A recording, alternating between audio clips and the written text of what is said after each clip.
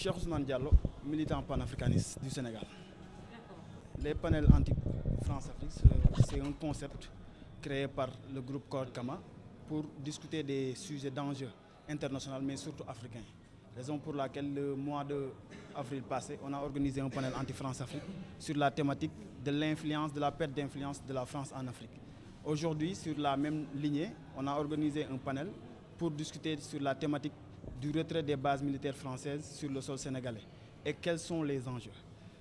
Pourquoi le choix de ce thème-là? Parce que pour la première fois au Sénégal, on a des dirigeants qui affirment, assument et affichent leur détermination à chasser les bases militaires françaises sur le territoire sénégalais. C'est quelque chose à saluer parce que depuis 2016, on est en train de mener la bataille pour dire que l'armée française n'a plus le droit d'être sur nos différents sols en Afrique.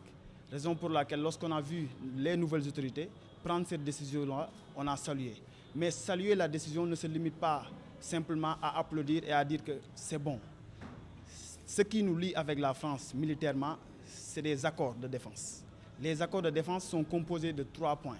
D'abord, la présence militaire française sur notre sol à travers les bases. Ensuite, le partage de renseignements. Et enfin, la formation de nos officiers. Ces 3 volets-là, il n'y a qu'un seul volet qui a été dénoncé, c'est-à-dire la présence militaire à travers les bases qui a été dénoncée par nos autorités. Alors que nous estimons que le plus important, le plus dangereux, c'est les volets qui restent, c'est-à-dire le partage de renseignements et la formation de nos officiers. Pourquoi le partage de renseignements est dangereux?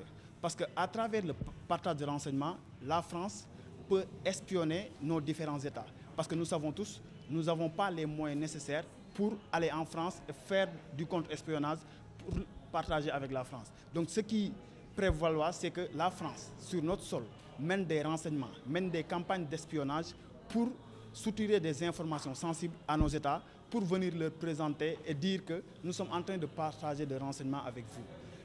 Le deuxième point, c'est la formation de nos officiers.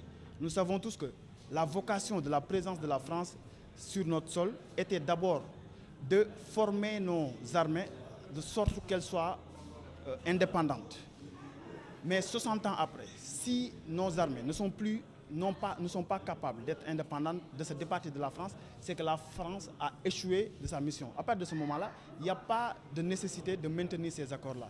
Mais le fait que la France forme nos officiers, l'objectif pour la France à travers ces formations, c'est d'inculquer la doctrine militaire de la France à nos officiers, afin que nos officiers puissent être accessibles et plus adéquats à collaborer avec la France qu'avec nos frères maliens, nos frères burkinabés ou nos frères bissau-guinéens. Donc, sur ce point-là, c'est problématique. Maintenant, si nos autorités dénoncent seulement la présence militaire, tout en gardant les accords intacts, c'est là où il y a danger et on ne comprend pas. Raison pour laquelle on a convoqué ce panel pour discuter des enjeux.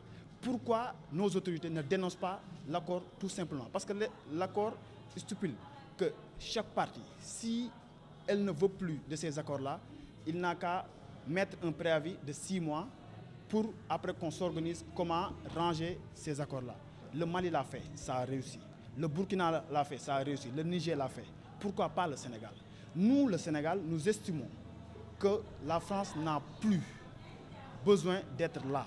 Et ça ne se limite pas à demander que la France dégage ou que la France passe. C'est à nous, Sénégalais, d'assumer nos responsabilités, de prendre les décisions nécessaires pour assumer notre souveraineté et assurer la destinée de notre pays. D'accord. Par rapport aux